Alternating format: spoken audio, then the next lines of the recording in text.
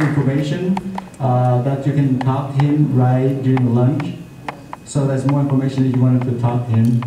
I just wanted to thank him so much for being here from France. Actually, I can squeeze it to only 3 minutes. But since he's traveled so far from France, that's why I give him 5 minutes. Okay, the next speaker, the next panelist is going to focus on the Cambodia side. As you well know, that okay, we have a little bit of technical difficulty, so we're going to fix that. And as you all know, that the Cham migrate from Vietnam to Cambodia during the maybe 13th or 14th centuries. So there's a large population of the Cham people who live in Cambodia. So now I would like to shift from the history of Vietnam to the history of Champa in Cambodia. And we know that the majority of the Cham, the second generation of Cham people who live in the United States are from Cambodia. So it's fitting that we put this program to have a speaker from Cambodia, and she will cover a topic called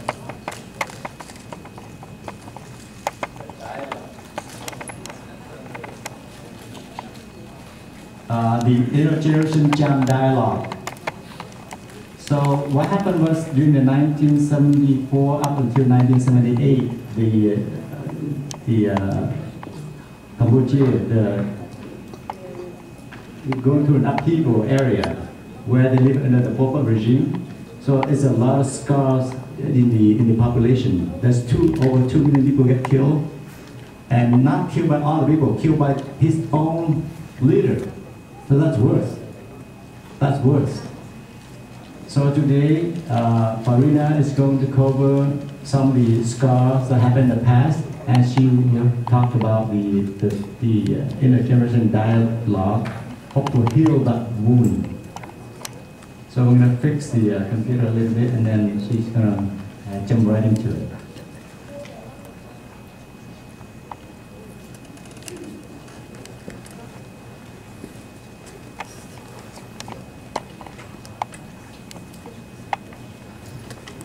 While we're working to fix our technical difficulties, I just wanted to mention that Farina welcomed Asro Cham and I when we went to Cambodia in 2010. She welcomed us into the Documentation Center of Cambodia and allowed us to interview her, and basically gave us a lot of direction on our studies of the Cham in Cambodia. So it's a real honor to have her here on our turf after we went and got to see where she worked at the time and what efforts DCCAM, the Documentation Center of Cambodia, was doing to facilitate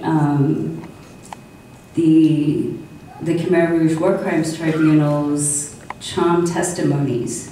As some of you know, there's a tribunal going on in Cambodia that is for the senior leaders of the Khmer Rouge era.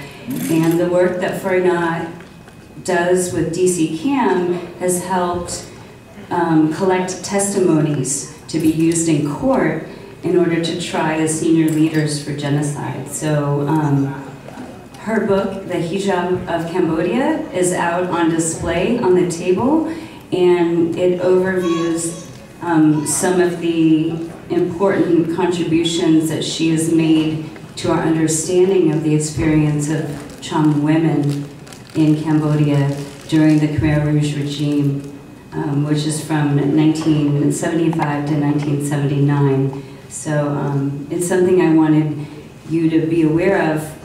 She has a few copies for sale, and you can approach her to ask her to purchase them and to sign.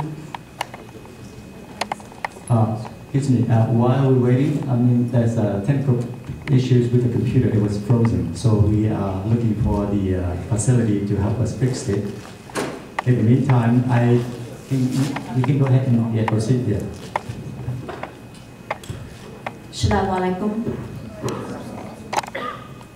I'm sorry for having trouble with this all this technical problem, but I can just go ahead and once we can fix it, we can also look at the slides. So this reminded me of 2007 Champa Conference I attended, but at that time I was on youth panel. When I grew older, I was put on the history panel. You can select your own now. Anyway, but I'm happy to be back because this is something we need to know. It's our root. It's our connect to our present and also future. So currently I'm doing my study at University of Massachusetts Law in Global Study. So because it is very relevant to my field of work, field of my study, Documentation Center of Cambodia. So back in Cambodia, I worked for the Documentation Center of Cambodia, an NGO, worked to document the history and the experiences of Cham Muslim under the Khmer Rouge period. You may recall Pol Lot regime from 1975 to 1979. It was a communist country. The Khmer Rouge wanted to create a classless society, which means no poor, no rich. So you have to be equal, regardless of your ethnicity, your race, religion, identity. So all people were made equal. But equal in the sense that you had no rights, you had no basic rights to practice your religion, your kind of livelihood, your living standards. It's eradicate all of those during the Khmer Rouge time. So I wanted to know about my mother's experience because she lived through the Khmer Rouge period. She told me that she is not a Cham, kind of Hablak Cham and Jawaku. So she spoke, her ancestors spoke Khmer and Bahasa Indonesia. But then we have a sense of connection with Cham. That's why I want to know more about Cham and we live in the Cham community. So it started all about from my mother's experiences. That's why I volunteer at the Documentation Center of Cambodia in order to document other people's stories, especially your stories, the old generation story. So, okay, now back to slide.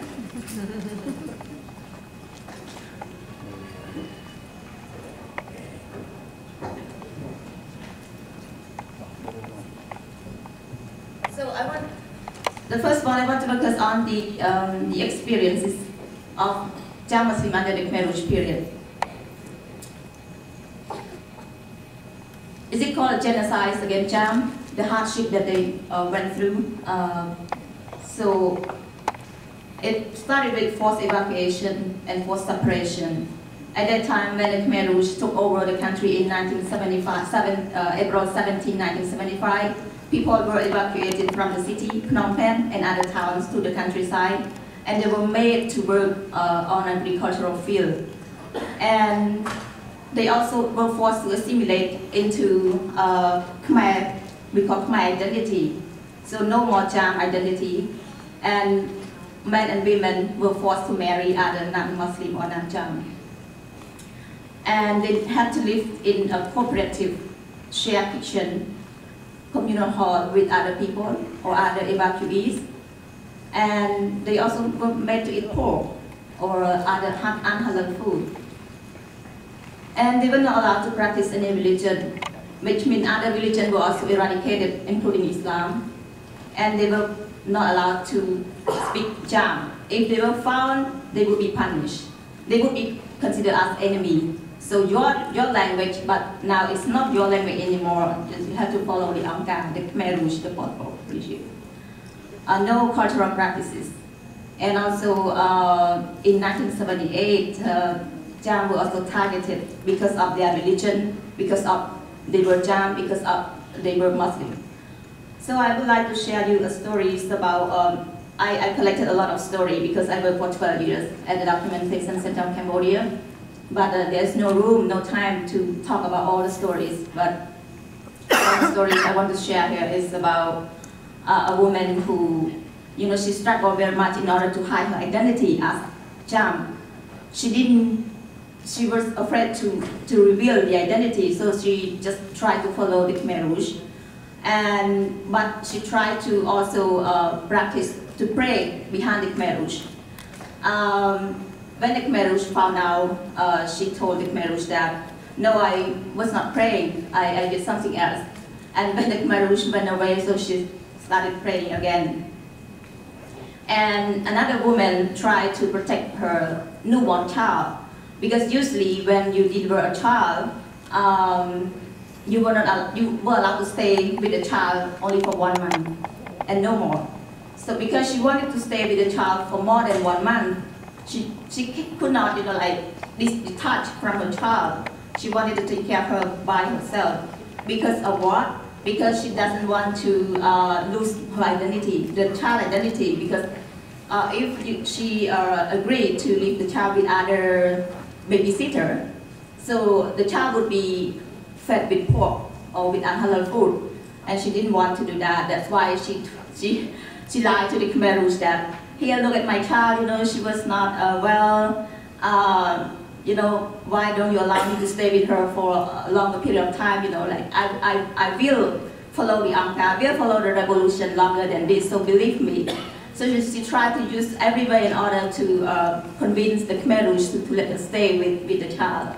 It was amazing, because as a young generation listening to all these stories, like, oh my God, why you could do that, because everybody was afraid of Angkar, afraid of the Khmer Rouge, but you could do that, you could kind of talk and convince the Khmer Rouge without fear. So this is the picture of Cham leaders in one of the village, and some of them were killed because of their Cham. They were Cham and they practiced Islam. I'm not sure if you have recognized anyone in the photos, but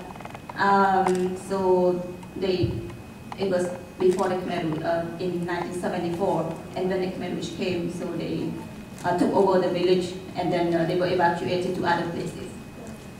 And a lot of Cham leaders were killed, were targeted because the Khmer Rouge wanted to eliminate educated people, religious people, doctors, like those who wear glasses, were considered as intellectuals, so considered as feudalists or capitalists. You were not allowed to stay. Only those who were poor or follow closely the revolution, so they would be allowed to stay. But they had to follow, not to commit any kind of offenses during the Khmer Rouge time, otherwise they would also be killed. And this is the photo of Khmer Rouge cadre. As you can see, the different uniform between the cadres. The cadres are those who had full rights or full members. So you see the scarf and the black uniform like this, so considered as the full membership. And for those who kind of considered as the new people, which means you had less right during the time, so you may not have all of this uniform, maybe just chroma, or maybe you have to make up your own uniform, so it depends. But this is, you see, like, even the shoes. I'm not sure if you can recognize this part, like behind, like there is a mosque behind that. So I'm not going to tell you the whole history of the Khmer Rouge period or Muslim experiences under the regime, just a brief snapshot, but want to look at the consequences. It says that every action has reaction, which means when the Khmer Rouge committed all this kind of violence or atrocity against human being gonna attack, gonna react. So how Cham reacted? So I will start with rebellion first, what we call the physical confrontation, which means Cham people in a few villages, especially in 2 villages in the Cham province, rebelled openly against the Khmer Rouge. They fought against the Khmer Rouge back because they wanted to preserve their identity, religion, and ethnicity, Cham. But Cham in other villages also rebelled, also fought back, but not openly like the one in the Cham province. And many Cham people who survived, they used different strategies in order to cope, to deal with the atrocity. So as I shared a little bit earlier, that some women who use their intellectual or their emotional responses in order to deal with the issues. So as a result, between 100,000 to 500,000 Cham lost their lives during the Khmer Rouge period. The number vary from source to source, but at least 100, start with 100. And of course, the physical wounds and mental health, the legacy of the Khmer Rouge period, still there. If you go there and you speak to people, survivors, and even you now who left the Cambodia also carry on this trauma here, and I'm sure you have the dialogue, share with your children, or learn from your parents already, maybe to some extent, and post-traumatic stress disorder. And silence. This is why it comes to intergenerational dialogue. So this is the picture of Cham Imam San. So they still practice Hinduism, the syncretic Islam, and this is the Malot, usually before Khmer New Year, before like March or something. So here, intergenerational dialogue comes in. Different forms of storytelling and sharing, and we also do oral history, essay contest, and a public forum. We invite students, teachers, and parents to come together outside the classroom in order to talk about the experiences. We conducted in Svay Klem, one of the rebellious sites that you saw earlier. A lot of kids coming, and then we talked to them and also invited the leaders to share the experiences. This is the woman in the conference to ask her to share her experiences. Yes, all of these different groups of audience we engage. So far, we engage about 10% of 600,000 Cham in Cambodia, who live around about 420 miles. So we have been to many places. As you can see, a lot of bubbles. The green one show where I have been to the Cham history, oral history project. Yes, so I would like to conclude here that it is very important to engage not only youth in Cambodia, but you all here who were born after the Khmer Rouge, and it is very important. Khmer Rouge or genocide is not about Cambodia, it's about everybody, it's about human rights violation. It's about your future. If we don't prevent it, it will come back. And so we don't want to see that happen again. So thank you very much for your listening. If you have any question or concern, we can of course discuss after this and also during lunchtime. Thank you very much.